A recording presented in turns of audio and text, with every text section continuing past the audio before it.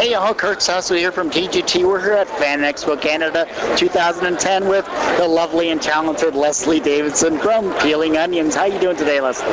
I'm excellent, Kurt. Thank you very much. You know, we've been chatting over Twitter for a long time. You know, I was put onto your Peeling Onions book by, of course, Phil.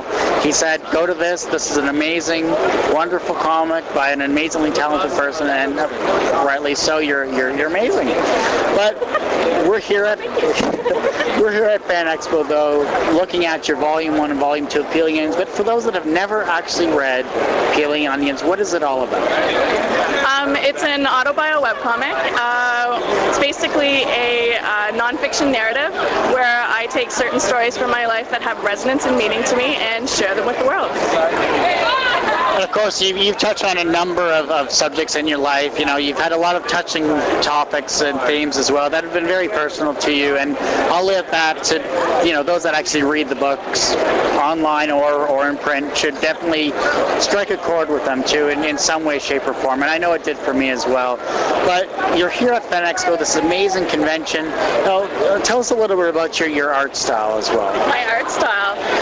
It's very simplified realism. It's a little bit naive, whimsical, bordering on cute sometimes. It's watercolor with brush ink. Pretty much. Is that enough? That's fine. Yeah, that's good. Does that work? I guess. But, you know, with everything that you've done here, you know, do your friends, when you're talking, when you're, you know, they all know you have a webcomic, you know, do they say, oh, you know, please get me in here, I really want to you know, showcase me and all that stuff? Yeah, it actually kind of goes both ways. My friends have learned that they actually need to say, don't put this in the comic. I normally ask. There are friends that are like, you know, you haven't put me in the comic yet, what do I have to do to get in it? But I really choose stories that are meaningful or funny or touch me somehow. So, but yeah, I normally ask permission. You don't have to worry. I won't put you in unless I ask you and you okay it. Now I have to ask here, what's with Biff Naked now? That was a great story, actually. She followed me on Twitter probably back in February, and I thought it was a joke. So I tweeted about, oh, you know, I was talking about full tat sleeves or whatever, and I said, oh, it must have triggered her auto-follow bots. And she wrote me, and she's like, auto-follow bots? What's that? That's weird. And I was just like, oh my god, it's really you? And she's like, yeah. And I'm like, why are you following me? Just because I had no idea why. And she's a cartoonist. Yeah, she is. She does cartoons, and she's like, I love peeling onions. And I thought, oh my god, that's amazing. And then I was looking for blurbs, which Kurt so wonderfully provided, thank you, for Volume 2. And I thought, hey, I wonder if she'd give me one. Like, there's no harm in asking, right? So I direct messaged her on Twitter. Twitter is the bomb, by the way, everyone. Join Twitter. Little plug. And I asked her, I didn't hear back for a few weeks, and because she was on tour. Rockstar. And she was like, yeah, absolutely, you know, email me and I'll send you quote-unquote verbal hugs, and she did, and it's fantastic. However, I got totally punked today. I was stuck on the 401 on my way here, totally late, feeling really sketchy, and I get a Twitter from Elvis across the aisle here, and he's like, you know, Biff Naked was here and you missed her. She just left. She came to see you. And I'm like, oh, I'm such a douche, you know, like if I just left earlier, if I hadn't gone back for my portfolio, oh, damn it. And I'm like trying to lift myself up. Oh, things happen for a reason, you know, today is all about accepting things as they are. And I get in here, and it was a joke.